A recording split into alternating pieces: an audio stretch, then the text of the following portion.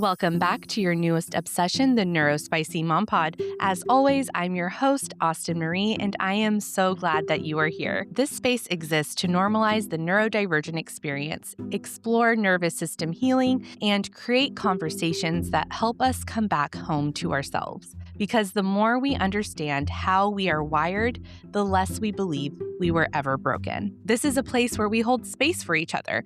And for a lot of us, we are walking through our healing journeys together. A big part of that journey is learning how to forgive yourself, letting go of that version of you that didn't know what you know now. Because hindsight is 2020, and it's hard to remember the state of mind you were in at the time. I know I've judged myself deeply for holding a psychology degree and still needing 4 different therapists to help me recognize that I was in an abusive relationship, for struggling to accept my oldest child's diagnosis when I was first told, even as an educator with a basic understanding of neurodivergence. I wasn't ready, or maybe I wasn't willing, or trying to understand how my own family, who are legal immigrants, could support a system that doesn't align with their own lived experience. And I think one of the most powerful ways to begin understanding these moments is by looking at the concept of cognitive dissonance. So today, we're going to break that down. What is it? Where it comes from, and how it shows up not just in society at large, but in our own lives. So grab your weighted blanket, your favorite drink, and let's get into it. Could I even call myself a millennial if I didn't start with a definition straight out of the Merriam-Webster dictionary? And although I'm not using the giant red book that kicked off all of my elementary school research papers, it still feels like the first step in the learning process. So, according to Merriam-Webster, cognitive dissonance is defined as psychological conflict resulting from incongruous beliefs and attitudes held simultaneously. So let's break that down. And more importantly, let's talk about why it matters. I think a good place to start is understanding that whether we're aware of it or not, our brain is constantly monitoring for consistency. It's scanning our thoughts, our beliefs, and our behaviors, looking for alignment. And when something doesn't match, when our internal story conflicts with how we're acting or what we're experiencing, we feel it. That discomfort is what we call cognitive dissonance. And it's not just a thought.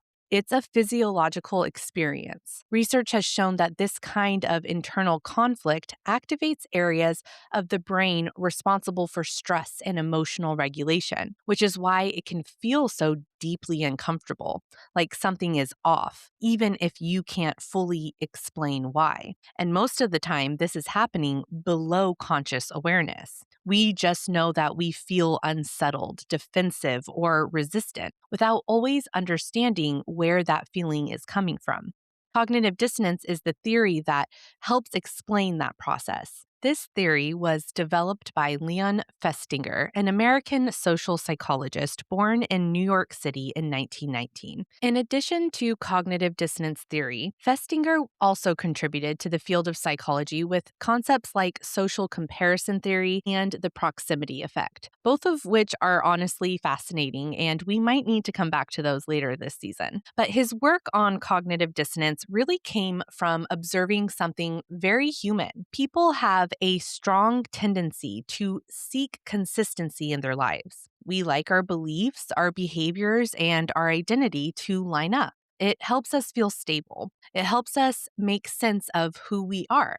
And when something disrupts that, when a belief is challenged or our actions don't align with our values, it creates mental tension. Festinger proposed that we are motivated to reduce that tension as quickly as possible. And the way we do that is by either changing our beliefs, adjusting our behavior, or reframing the situation in a way that restores internal consistency. He published these ideas in his 1951 book, A Theory of Cognitive Dissonance, which became one of the most influential frameworks for understanding human behavior. It helps explain personal bias, why we justify our actions, how we maintain a positive self-image, and why we sometimes accept or reject information based on how well it aligns with what we already believe. So, now that we understand what cognitive dissonance is, let's talk about what's actually happening in the brain when we experience it.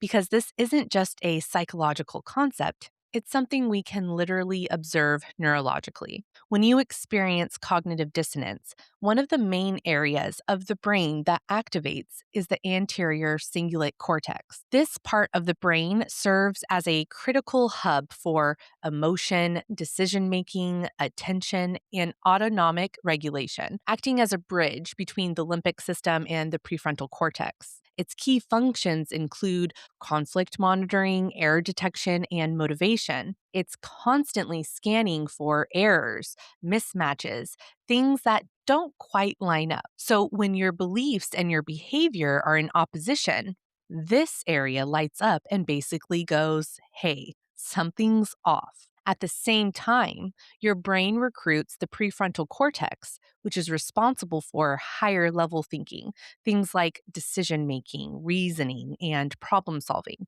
And here's where it gets interesting.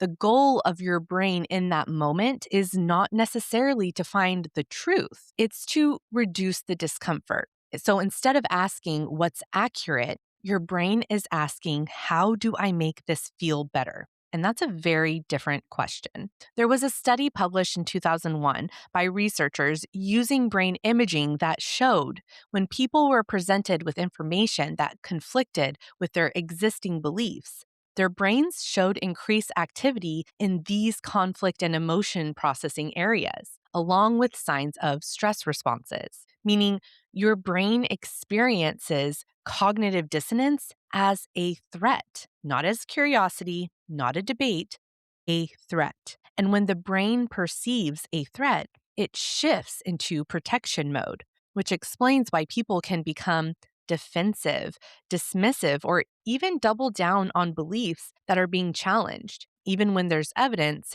right in front of them. Because from a neurological perspective, changing your belief isn't just updating information, it's destabilizing your internal sense of safety. And your brain will do almost anything to avoid that. It will rationalize, it will justify, and it will rewrite the narrative, all in an effort to bring you back into alignment, even if that alignment isn't actually grounded in reality. And if you're neurodivergent, this can feel even more intense because a lot of us are already navigating heightened sensitivity, whether that's sensory, emotional, or cognitive. So when something doesn't line up, it's not just a passing thought. It can feel overwhelming and urgent. It can feel like your whole system is trying to resolve something all at once.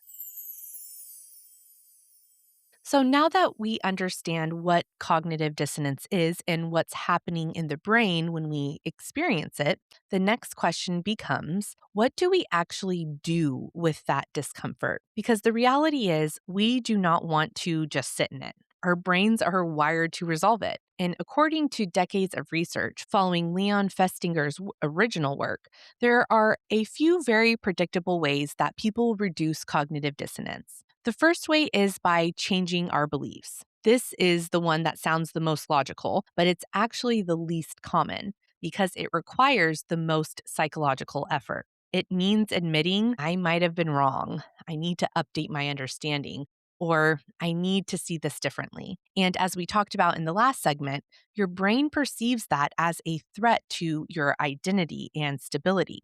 So while it does happen, it's not usually the brain's first choice. The second way is by changing our behavior. So if your actions don't align with your values, you might adjust what you're doing in order to restore that internal consistency. This is often what we see in healing spaces. People start to recognize misalignments in their lives and they begin making different choices. But again, this requires awareness, capacity, and a level of safety. It's not always immediately accessible to everyone. And then we get to the third way.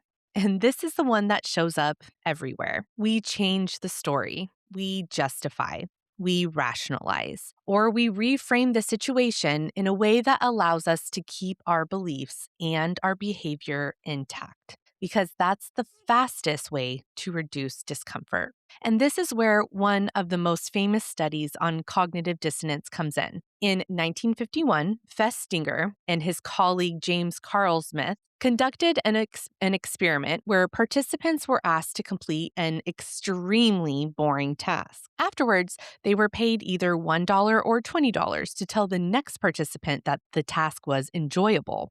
And what they found was fascinating. The participants who were paid $1, so not enough to really justify the lying, actually reported enjoying the task more than those who were paid $20. And that's because their brains had to resolve this dissonance. They couldn't say, I lied for a good reason, because $1 wasn't enough of a reason to justify the lie. So instead, their belief changed. Maybe the task wasn't that bad. That's cognitive dissonance in action. This study confirmed that people will change their inner beliefs to justify their actions when their actions cannot be explained by external factors.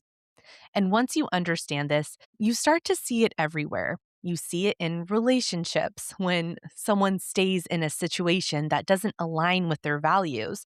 So they start rewriting the narrative to make it make sense. You see it in parenting when we're faced with information that challenges what we thought was right, and there's resistance before there's openness. Or you see it in systems and politics when people are presented with information that directly contradicts their lived experience. And instead of shifting their beliefs, they double down because changing the belief would require them to question their identity, their community, and the frameworks they've built their world on. And that is expensive for the brain. And for neurodivergent individuals, this can feel even more layered because many of us have spent years, sometimes decades, masking, adapting, performing, and trying to align ourselves with systems that were never designed for us. So when we start to unmask, when we start to question those expectations, we're not just making surface level changes, we are actively moving through cognitive dissonance.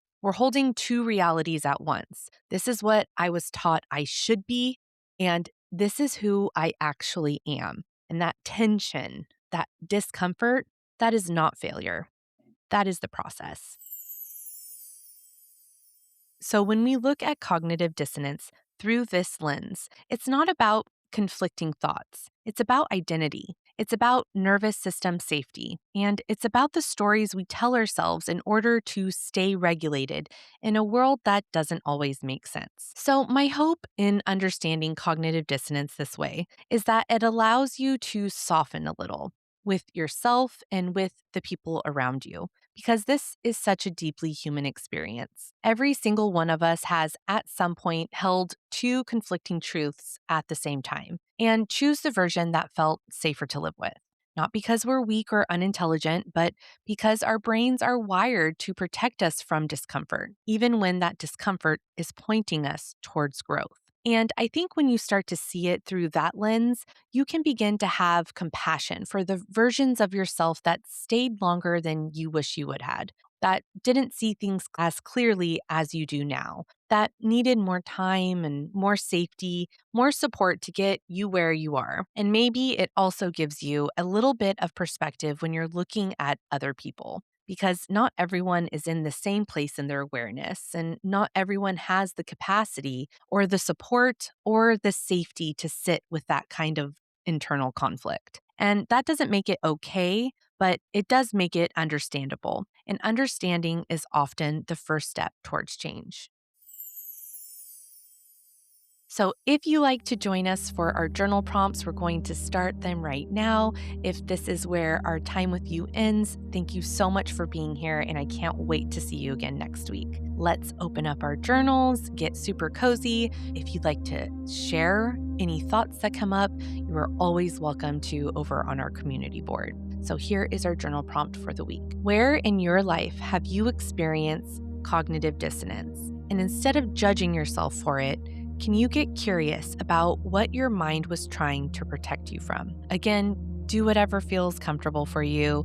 meditate on it, journal about it, or share about it. Share your thoughts with us over on the community board. And before you go, I just want to say thank you. We've had so many new listeners join us in this space recently, and it means so much to me that you're here. This really is a community. And if you haven't already, please head over to the Patreon and check out the community boards. Start a conversation, share your thoughts, connect with people who are on similar journeys. Because at the end of the day, we are all just looking for a place where we feel safe enough to be ourselves. And I'm so glad that you're here to start this space with me. Until next time, take care of yourselves and take care of your nervous system. Ta-ta.